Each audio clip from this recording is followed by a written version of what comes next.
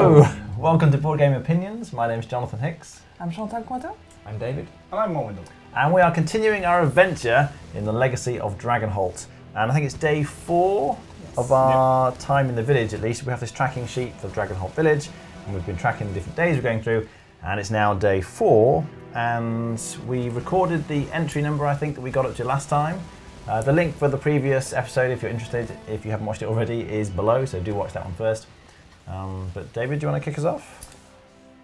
The next day is grey and rainy. The village seems to retreat into itself. The streets empty, but the tavern's full and loud. Braxton leads a patrol into the eventide forest, from which he returns looking grave, shaking her head. You recover half of your maximum stamina. You each refresh your activation token. Cool. You're awakened early in the morning after by the voice of Scarla, the Orc Shrine attendant. "Harvest," he bellows as he walks the street, shaking a dried gourd as a sort of rattle. "The spirits have spoken, and it is time for the harvest." The whole village springs to life, doors flung open and people rushing about on errands. Sapphire seems to be going at a full run in and out of the kitchen, pausing only long enough to shove a ham steak and pile out eggs at you. "Eat up," she calls. "The harvest has started." After your meal, you step outside to find most of the village gathering at the field south of the Swan. You arrive to find Lady Regina atop a tall bay horse wearing a crown of golden wheat and holding a bean hook in one hand. She raises the bean hook above her head and the crowd grows silent. "It has been my pleasure for many years," she says, her voice trembling only slightly, "to watch my people work together as one at harvest-tide. The work you do together now secures our future." Regina guides her horse to the edge of the bean fields and leans down with the hook and plucks the first bean pod. An autumn wind ripples through the field, making the pods rattle. "We thank the spirits for their blessing during this harvest," she calls. Everyone cheers and the workers pour into the fields. Braxton and Rochelle join the workers among the crops. Regina, the stable master, and a smaller group of villagers move towards the village green, some carrying stools or baskets. Mariam and Sapphire return to the Swan, babbling excitedly about what to make for the feast. So we have some choices. We can join the workers in the fields. We could expedite the harvest with runic magic.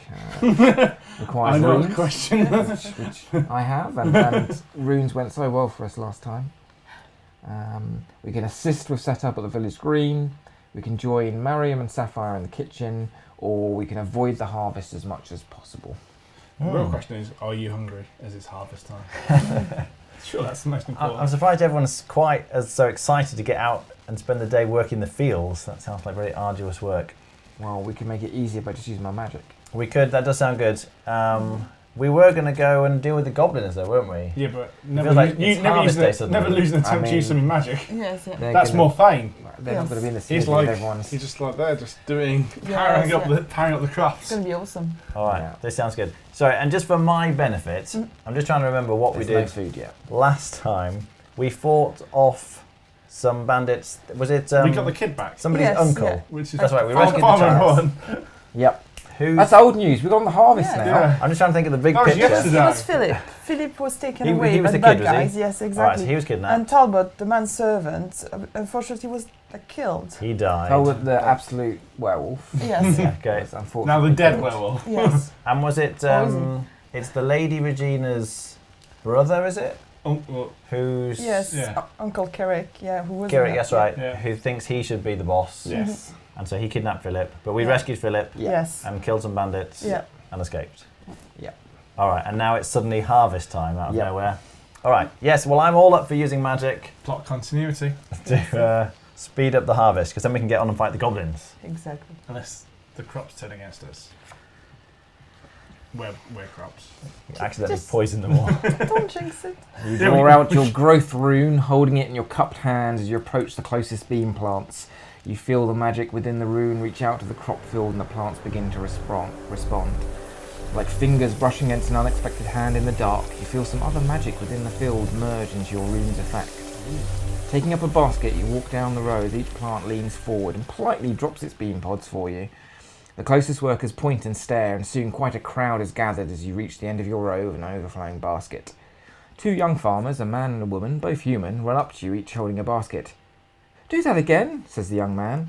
You reach out with your rune again, and again feel the field's own magic respond, and this time the 2 farmers walk ahead of you, filling their baskets in short order. spirits save us, whispers the young woman. This is so much easier.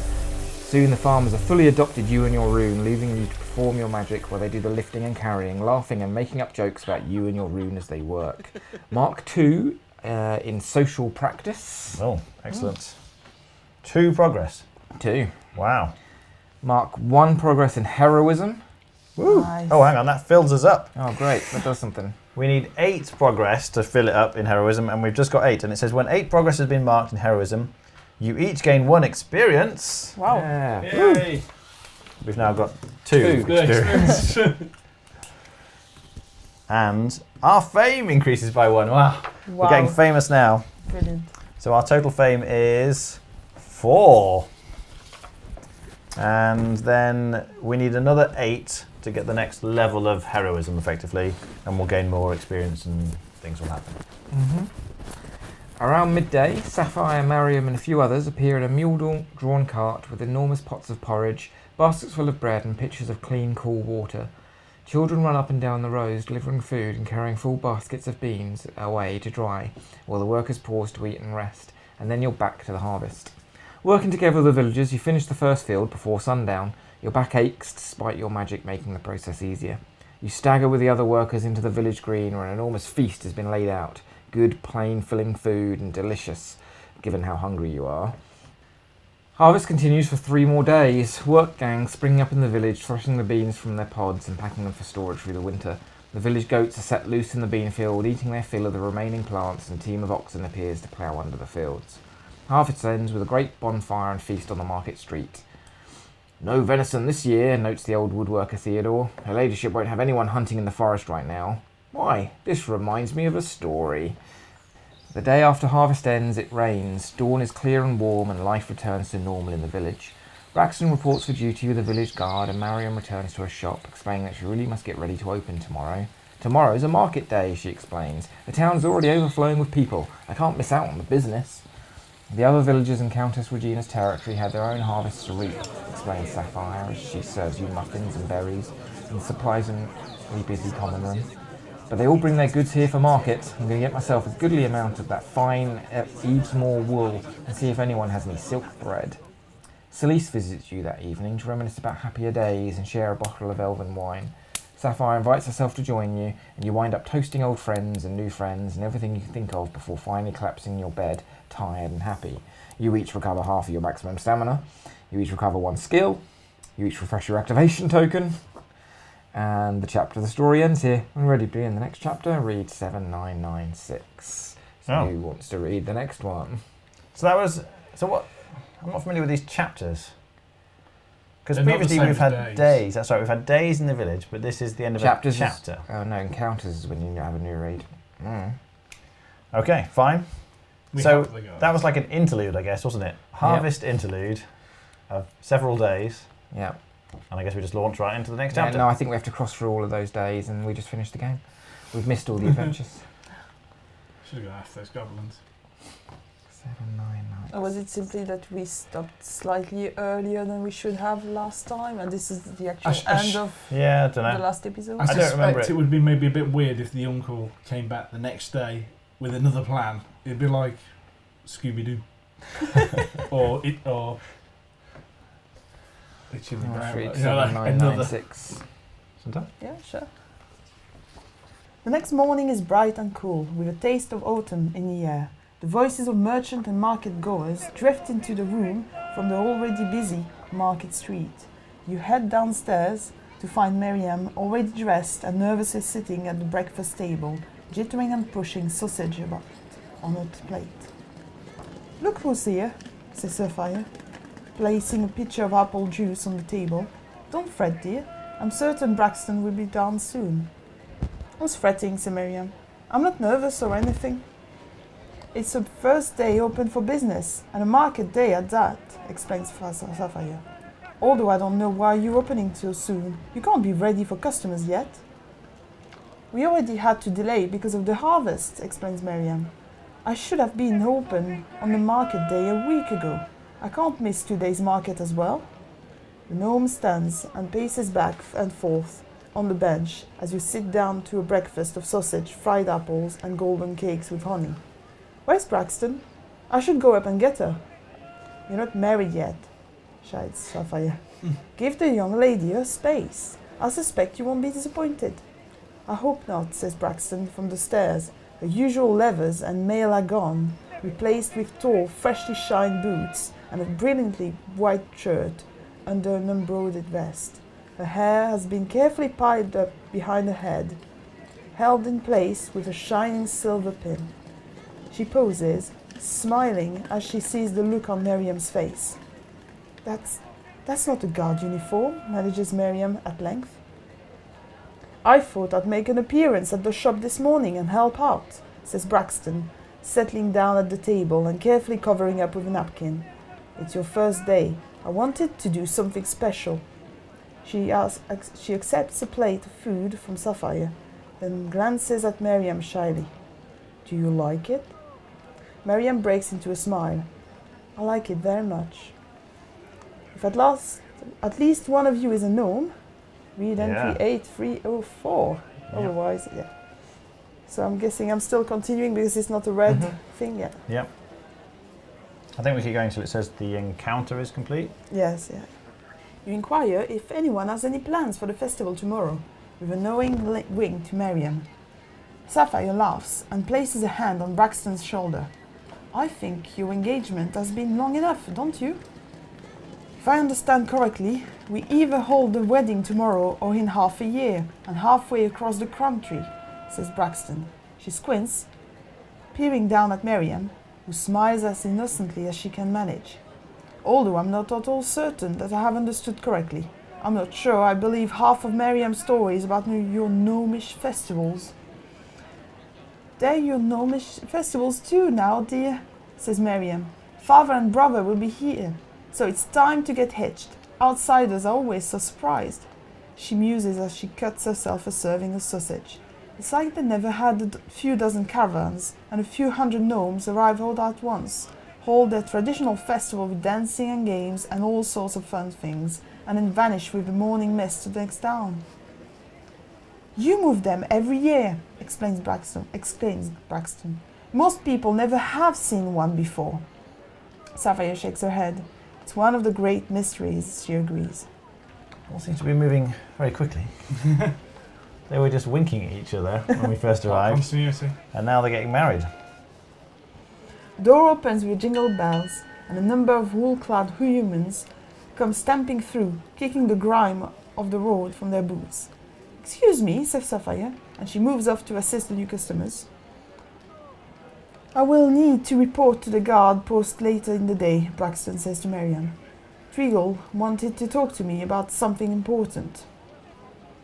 I'll make do without you, I suppose, says Miriam with a smile, somehow.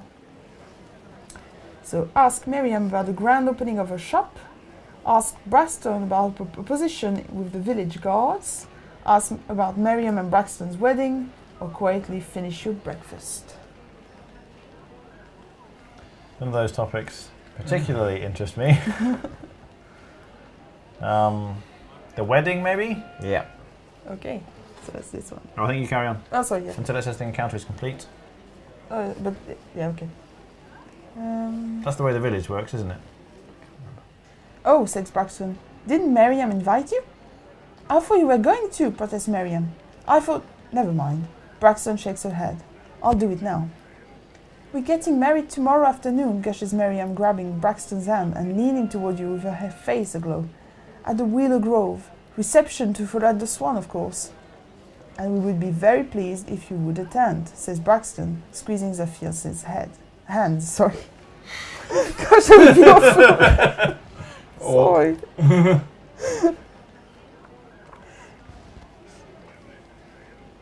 So the Willow Grove is this little collection of trees on the south side of the village. Yeah, and Ooh, after I that, was the down Swan. there. Alright, so wedding here, reception at the Swan, okay. You finish your breakfast and stack your plates for Sapphire to collect later. As you gather your things to prepare for your day, you see Miriam and Braxton coming down the stairs with heavy, bulging bags. Thanks for letting us stay here, Aunt Sophie, says Miriam, leaning in to kiss her aunt on the cheek. But I am ready to move into my new place. Of course, hon. You're both welcome any time, says Sapphire, resting a gentle hand on Braxton's forearm. Take good care of my niece now, she says with a wink. Braxton smiles and nods. Always. This encounter is complete. Wow. What an encounter. So, is there anything else we need to do? I mean, there's the goblins, obviously. We go to the smithy, don't we? Yes, For the goblins. I think that's really it. Mm. Unless we can go and buy some more potions. I'm still not sure what day it is, but I'm happy just to go to the smithy. Yes, yeah. Okay. Do we not need to buy any more potions of health? I've got one. I don't. Oh, do you want a healing potion? Well, how many got spent? I think we spent 2 or 3 in the last. I don't have any. Oh, he needs one, doesn't he? Several. Should we go to the apothecary shop? Although, is that being manned, given that they're getting married? Well, maybe. I don't know. We either go there or we go to... Hey, the overpriced car on the market street. Is the market running, though? It is the market. No, there. it's tomorrow because if we're still day 4, then the market is day 5. Should we go to the apothecary shop, then? Mm-hmm. See if Mariam is selling potions while preparing for her wedding. The shop has been completely restored with no sign that it was a gutted ruin only a short time ago. A large banner hangs outside, the words "Grand Opening" written on it in friendly letters. As you pass inside, you find the shop decorated with sunflowers and sprigs of lavender in every corner and crowded with patrons and the curious. You see Braxton emerge through the back door, carrying a wooden crate full of glass bottles, which he carefully unpacks onto a high shelf. Mariam is standing on the counter, talking in rapid-fire sentences to 2 patrons at once, explaining how her elixir will relieve an elderly human woman's back pain, willow bark in spring tonic will reduce swelling and dull the pain, and how her cough tonic will cure an orcman's son's cold. Hyssop and elderflower in honey. After a few moments, Mariam hands over small glass bottles to both customers in exchange for jingling coins, which she tucks into her apron. Then she bounds off the counter and jogs over to you. "Good to see you," she says. "Isn't this great? How can I help you?" We can offer assistance running the shop, or we can browse the potions and elixirs in the shop. Potions? Mm-hmm. Yeah, I think we do Yes. want to deal with this goblin. Yes. The shop smells of warm herbs with a metallic tang lurking beneath. Mariam gives you a friendly wave from her place by the counter as you look through the racks of potions, elixirs, raw ingredients and supplies. We can purchase some potions, offer her some alchemical ingredients, which would require us to have some mushrooms or dragon blood. Or we can request to use Mariam's alchemy equipment. That sounds exciting. Except we don't have stuff to Yes. put in it. We need... have you got alchemy as a skill? Yeah. Okay. Or we can leave. So potions. Mariam jams her thumb over her shoulder toward a tall shelf. "The good stuff is on that shelf. You should find what you're looking for over there." The gnome leans towards you with a wink. "And I'll give you a special price if you promise not to mention it to anyone else." You can purchase up to 3 healing potions for 25 gold per potion. If story point S4 is marked... Ooh, what's that? S4 is not marked, so we can't do that. If L8 is marked... Nope, we've not done that either. So that's it, no other options. So how many healing potions do we want? We can buy up to 3. Should we No, buy should 3? buy 3. All right, so we'll spend 75 gold. That takes us down to 225. And I've got one already. Have you got one? I can't remember, but I don't think I I need don't. So one. if you so two yeah. add a potion, Yeah. and then we'll work out Just whether or gonna not check. Chantal or I take the last one. Actually, if you got one, we'll probably give the other one to David again. Yeah, I still have mine, so Okay, so David, if you take 2, yes, yeah. Sure thing. Mr. Miraculous. And then time passes. And the encounter is complete. So let's go to the smithy. Yes. To 5780. Adventure. At the end of the market row stands a low building with a grey slate roof and thick chimney. The smithy. The workshop portion of this building sports clapboard walls, easily open to letting cooler air when the furnace is in use. While the brownstone annex holds what are presumed to be the living quarters, offices, storage and other necessities of the smith trade. A polished silver hammer hangs from a wrought iron signpost outside the front door, inscribed with Dunmore characters. A bronze plaque is set into the wall with the same legend written in common tongue: Fjord Brightmore, Smith. Hot wind blows around you as you duck into the workshop. The other furnace is punctuated by loud clanging and in and out breath of their bellows. Is N1 marked but R5 not? N1 is not marked. Fjord directs your attention to a stockroom which is directly adjoining the workshop and filled with useful items. Trivets and nails and horseshoes, of course, but also swords, daggers, coats of mail, a vicious-looking warhammer, a wide selection of other implements of the adventuring trade. Or I'm available for special commissions, of course, she adds, idly fondling her silver necklace. Well, Bazath is. He's a journeyman. His rates are much more affordable than mine, she laughs. So we can either purchase new equipment, which costs money, at 25 gold though. Not sure what new equipment gets us. Probably extra skills, I'm assuming you can use one instead of another physical skill rather than Okay. we can contact Fjord for a forge a magical sword, requires a war room. Yes. Ask if there's any help you can do to help, or leave the smithy. You want to help? Yeah, we could, and that would give us some skills, maybe. You want to help, Fjord asks, her eyebrows rising. You understand that my apprentice actually pay me, right? She reaches for a scrutiny stance, but I'm sure I could find something useful for you to do. Is B1 marked? I don't believe it is. Nope, we have not killed the goblins yet. That is. I'll tell you what would really help, she says, stumbling towards a rack of shelves and papers. There's a silver mine south of here, past the Willow Grove. I'd like to get it reopened, but there's a small goblin problem. You wouldn't know any adventure heroes who have some free time, would you? Well, as it happens... Requires 3 or more fame? Yes, we've got 4. Wow. I think that couple that were really happy with my runes on harvesting, they might be interested. Adventuring We'll guys. let them know. 1417. I'm assuming we are going to help. We're not just going to leave this. Yes, definitely. We're definitely leaving this. We spent all this time trying to become famous just to go out and deal with the goblins. Fjord looks up and down before she rummages through a shelf of old papers and forgotten work requests. She crosses to a large table and unrolls an old map, yellow with age, and delicately placed weights on the side. This is a map of the silver mine, she says. It's said to be the richest in the region, but is abandoned during the war when all the workers were pressed into military service. You nod, absorbed the information. And Fjord continues. After the war, we discovered goblins had taken to living in the mines. With so many of our workers killed or injured in the war, we didn't have the forces to evict the squatters immediately. Now there are so many of them, there's not much we can do. But yet, there's only 4 of us. We'll be fine. We're heroes. Yeah. With 4 fame and 2 experience. You inquire if there's anything else you'll need to know before you go. And Fjord nods grimly. Here's where the rooster becomes the cockatrice, she sighs. We had the area scouted. The scouts said there's one goblin who seems to be leading the others, a great big one. She gestures to the main entrance of the mine. The goblins have fortified the main path, but here, she points at an emergency access tunnel, is well concealed. If the goblins know about it, they seem to have given only minimum attention. That's your route in? You look at the map, casting your eye along the twisting passage. The mine is a model of efficiency, with the vast majority of the mine dedicated to work, and only a few rooms set aside for alternate purposes. 2 rooms catch your eye, the pipe works and the blast works. So we can ask one of 2 questions. What are the pipe works? And what can you tell me about the blast works?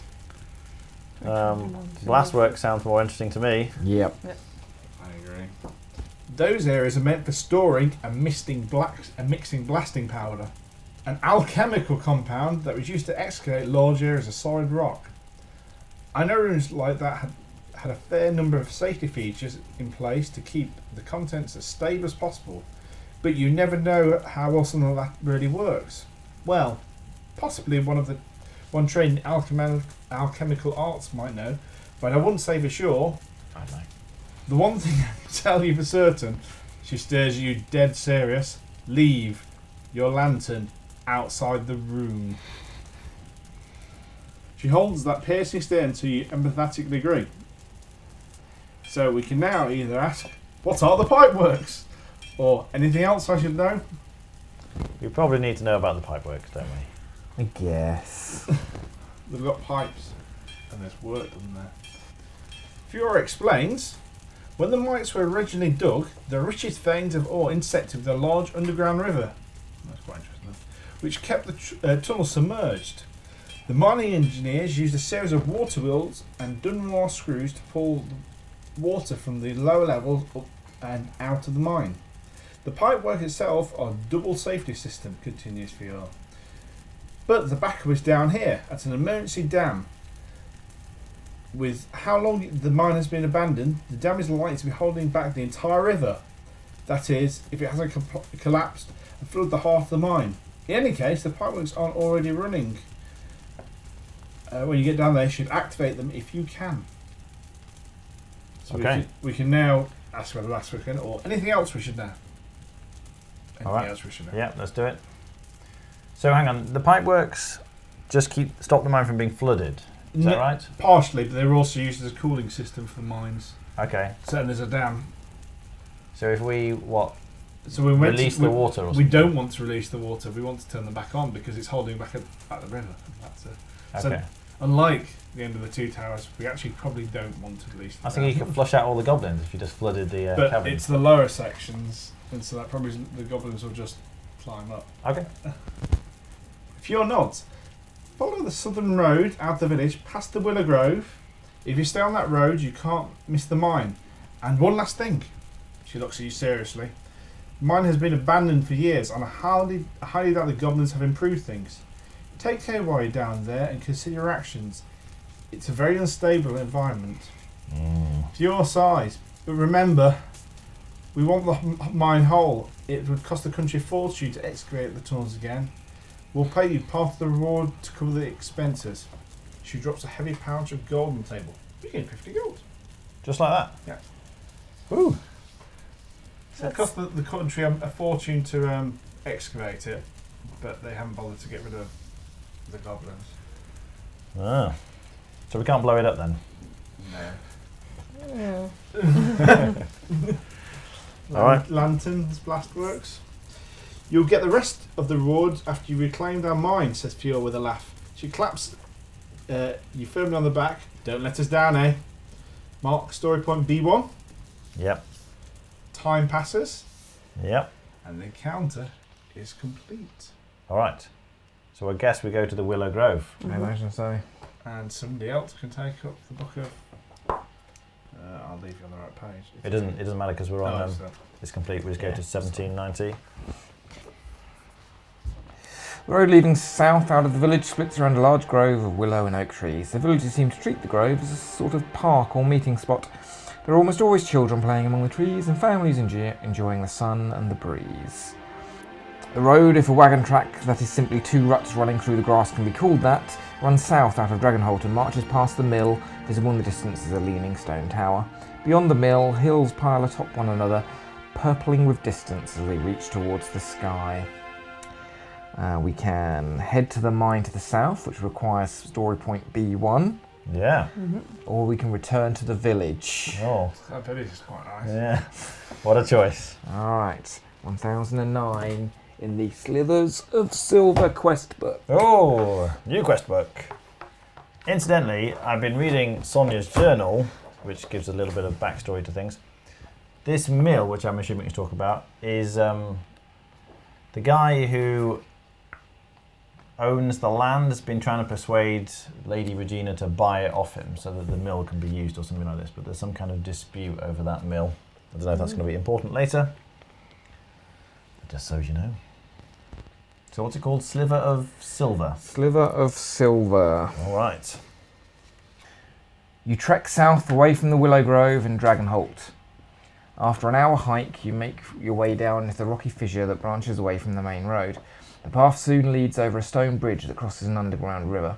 A few buildings stand before the mine's entrance in various states of disrepair. The mine's main entrance is blocked by a makeshift set of double doors, barred from the inside by a heavy wooden beam.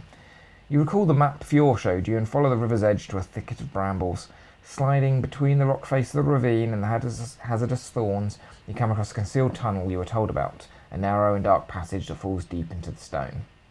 Steeling yourself for the journey, you light a lantern carefully and climb down into the darkness. The passage twists along, rough walls speaking clearly of its emergency nature, and you pick your way along gingerly, careful to keep your light low. Finally, you come to the point where the passage joins a main hallway, though the opening between the two passages is no more than a gap in the rock besides a wooden support beam. You're about to squeeze through when you hear approaching footsteps and the voices of two goblins idly jabbering with one another as they patrol. So we can ambush the patrolling goblins, which does not exhaust the activation token, or we can hide until the patrol has passed by. I think we should ambush them. You don't think stealth is better earlier on? Well, I think if we take them out, then Alright. it's less goblins to fight later. That's what I was thinking. I shall ambush then. Yeah, it seems like something I'd be good at. You wait quietly until the goblins are just outside the side passage. You leap forward just as one of them notices the light from your lantern. The sudden movement causes them both to shriek and scramble for their weapons. Do we rush at the goblins and attack, blast them with a gout of flame, which requires Arcana, or wait for them to attack you first? So, shall I just use my magic again? Just blast them, yeah. Alright. That will activate To me. use magic missile. So much for stealth. Oh, that was not the blast room, was that? That was door to there. You retrieve your flame rune and weave a torrent of fire that erupts towards the goblins, engulfing them briefly. They howl and run around wildly as they collide with one another and collapse. Suddenly, you hear wood groan, and you look over in alarm and see that one of the hallway support beams has caught fire. Oops. You hurriedly put it out and notice that more than a little dust has cascaded from the ceiling. You shake it off and make a mental note to be more careful in the future. Mark story point A2. Ooh. Okay. Entry 1751. Yes. Don't set the... It'll be fine. You follow the main passageway along the route you recall from the map until you come to a large rectangular room. On the left is a vast stone trough. A pipe nearly an arm's length across emerges upward from the stone floor to deposit water in the trough, but no water is flowing now. A water wheel connects to a collection of gears that powers a smaller water screw, presumably the one meant to pump water up to the river above. Along the back wall is an iron walkway elevated above the ground. Under the walkway, a large furnace set into the wall, cold and dark. Above, along the walkway, are a series of levers and wheels. So, we can heat the furnace and get the pipeworks running again, which requires craftsmanship or reasoning. We can blindly attempt to activate the pipe system. We can ignore the pipeworks and continue onward.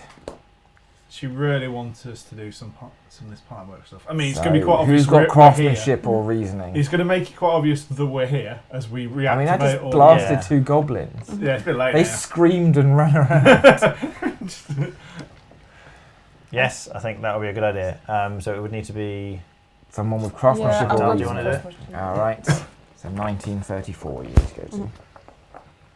You heft a shovel and begin loading coal from a nearby pile into the furnace. You find tinder in a small alcove, beside the furnace, and soon the furnace is aglow with heat. With the furnace running, you take stock of the controls and mechanisms, testing a few to see how they function. You determine that the pipes are still in workable condition.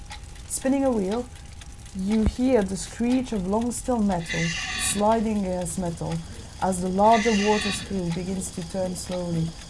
Release one lever, the screeching stops, and the screw builds up speed. Before long, a constant stream of water pours from the water screw to fill the trough. You pull another lever, and the smaller water screw begins to pull water from the trough and out of the mine. After making a few more minor adjustments to the speeds of the two screws, the water level in the stone trough is constant, and you believe you successfully activated the pipeworks. Mark story point age 6. Hooray! Time passes, and read entry 6-8. That's surprisingly. Yeah, that was easy. Just need someone who knows what they're doing. Yeah. You leave the pipeworks behind and ascend a set of stairs into another tunnel. Just then, you hear an odd scraping sound. Carefully, you edge forward and look around the corner. A side passage opens up into a natural cavern, which is studded with small fungal growths that glow with a faint purple luminescence. Don't know what it is, but I want to touch it. Nope, I avoid this, I don't go in the room. To one side of the cavern, a lone goblin is leaning over, looking at something on the ground and making small snorty giggles. Whatever it's doing, it doesn't seem to have noticed you. Did we not need mushrooms for the... Oh yes, we did. Just saying. Mushrooms were a yeah. thing for alchemy. D&D, avoid any kind of fungus. That's just rule 1. It's not D&D. It's before even don't split the party. Rule 1, avoid fungus. I don't even have any option with fungus unless I'm missing something on the following page. No. Draw your weapon and attack. Sneak up behind the goblin and subdue it quietly, or ignore the goblin and sneak past. So either I'm going to hit it, you're going to stealthily hit it. I would like to sneak up behind. Right. Yeah. So give him the Yes. sneak up option. I think it's going to be interesting. 2, 4, 8, 2. Activate your token. Yep. On silent feet, you slink into the cavern like a shadow. You are only just out of reach when the creature suddenly stands and jabbers something to itself under its breath. The goblin reaches for the dagger at its belt. If you have brawling or stealth... No, I think I've got stealth. Yeah, I can do that one. I hope so. You said you were going to do it quietly. So 8, 6, 9, 6. I'm not sure what brawling would be for though. Kind of jump at it. Yeah, maybe like Wrestle sleeper it, hold. yeah. With a practiced motion, you grab the goblin lightning fast, wrapping it in a powerful chokehold. The goblin is so shocked it barely remembers to struggle, and before long, it goes limp in your arms. You lay the creature to rest on the stone floor. You examine what the goblin had been looking at, a patch of odd mushrooms, identical to the ones high up on the ceiling and walls of the cavern. Leave him alone. The mushrooms in this patch are larger than the others. You pluck the largest one to keep it as a sample. You gain 1 strange mushroom, item S. Cool, where's the Definitely Becca bonus. items? Yeah, alright. Do you want to read it out? Does it say anything? No, I'm not touching this mushroom, someone else can read it. Strange mushroom. This mushroom glows from beneath its cup and produces a terribly pungent scent. Could it be poisonous? No. Instead of choosing a location in the village, you can eat this strange mushroom by reading entry 7549. So I guess we need to be in the village to activate it. So it's Yeah. not going to be There's soon. no chance that's not happening. Right. I'm sure, Well, I'm sure, I there'll will be, I'm fight sure all that's of you. experience. There'll be a tick box for eating strange mushroom. I don't know, I've not seen it on there. You've got luck for having. If we go to the apothecary shop though, we can do some alchemy with it, can't we? Wasn't that one of the options? That might be more productive. Mariam Or can we give us could some eat advice. Alright, so leaving the cavern behind you, you follow the main corridor further underground. After some time, you come across a thick iron door set into the side of the passageway. What you remember being marked as the Blastworks. Oh. So we can either take a look inside or pass by. But it doesn't exhaust your activation token. I mean, I'm happy So- to. We can go and look inside. We just don't take any fire in there. Yeah, I mean, we may as well look. And he can't use his Sure. blast. I mean, we've activated the pipes, haven't we? Yeah. We just got to kill the big goblin, is that it now? Yeah, Yeah. easy. I think it's worth taking a look. Okay. It's going to be 7053. Remembering Fiora's cautious regarding the blastworks, even if you didn't ask about that point, you're careful to place your lantern just outside the doorway as you step inside. The room is square and no more than 4 paces across, with walls, floors and ceiling lined with rough riveted iron. Nearly everything in the room is metal as well. Mixing stations of powder, supply shelves, crates for explosives, excepting only giant glass jars of raw material marked with paper labels, long faded. The lighting comes from hanging glass flasks full of luminescent purple mushrooms. Though time has dulled their light to a soft amethyst glow, making the room worryingly dim. So we've got options. Create your own explosives from the components. Requires the alchemy skill. That'll be you, but you can't do it. No, because this Grab didn't some exhaust explosives from the crates, or leave the explosives and move on. Yeah, let's grab some. Because they're not going to be unstable dynamite, are they? the thing. Yeah, it'll be fine. It will be an option if it's going to kill us. Yeah, it's bound to be useful. You search the crates, pushing aside piles of straw in search of some used explosives. It seems the crates have been ransacked already, and at first all you find are broken casings discarded with fuses, a thin layer of blasting powder at the bottom of the crate. You continue searching and soon discover a crate that must have been mixed when the room was ransacked. Amongst the straw you find nearly half a dozen explosives that are still intact. Great. Okay, this seems like there's no negative at all to this point. You take a few of them, not sure if what is to come deeper in the mine. Mark store point X8. Okay. You cautiously open the door to the main corridor and look down in confusion, realising your lantern is missing. Uh-oh. Standing in front of you is a goblin holding the lantern. And It's not missing then, it's right there. It's not that missing, is it? And examining it curiously, the creature looks at you to see you stand in the doorway, and for a moment neither of you move. Then it shrieks and drops the lantern to the ground where the glass shatters. Oh dear. Keep the room. Before you're completely aware of what's just happened, the goblin is sprinting down the tunnel ahead of you with surprising speed. The lantern oil on the ground catches fire, and the fire spreads soon over the tunnel floor. So we have an option. So now everybody can do it. Leap the flames and chase the goblin. Yeah, don't worry about the fire outside the room full of gunpowder. Put out the fire before giving chase. Squelch the hazard with runic frost. Requires frost rune item that we've still not seen. Where is this frost rune? Yes. It's somewhere in the village, isn't it? Maybe we could have bought it Might at have the been in the smithy. forest With a somewhere. magic thing at the smithy that you could pay for. I thought it was a magic weapon, but maybe not. Anyway, would somebody else like to make a decision whether to chase the goblin or put out the fire? I think we need to deal with the fire. Yeah, alright. I think it'll be very But then bad the if we goblins are left going to know it. we're here. Yeah, I think we just have to live with that. If we blow up the mine, we don't get any money. Yeah, I guess. Or get out the mine. Indeed. But jumping through fire is so much cooler. So who's going to be good at putting out fire? Someone... Orcs. Yeah, I guess I would roll. Draw the Sure. orcs. Yeah. Which entry was it? Was it this one or? Oh, yes, on the Oh, right. yes, like, yeah. Yeah. So I put out the fire before giving chase, is that? Yeah. Yep. Yeah. Thinking quickly, well, doesn't sound like me, but you kick the lantern down the tunnel to remove at least one source of ignition from the pooled oil. Next, you untether your bedroll and throw it down to smother the remaining flames. As you stomp out the last embers, you hear a clatter and shriek. You look up to see that the fleeing goblin has tripped over the discarded lantern and is now struggling to its feet once more. You scoop up your bedroll, only slightly singed, and give chase. Read entry 44447. It didn't seem so bad. Yeah, No, that was that's fine. it. I didn't like the bedroll was only slightly singed. There wasn't much of a fire, I guess. Oh yeah, it was only starting. I think when Maybe it's if we'd left the fire, we'd have to mark a story point, Yeah. which had been A3. It's getting worse. You keep running, following the goblin to what appears to be a way station for mining carts, nearly empty except for a pair of carts sitting on a downward sloping track. Yes. Without slowing down, the goblin jumps into the front cart and releases the brake lever.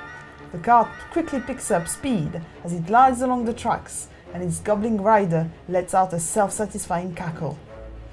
You leap into the other cart, lift the brake, and are soon speeding along after the creature. Yes. It's the stuff. It's what it's It's what about. you signed up for. Yeah.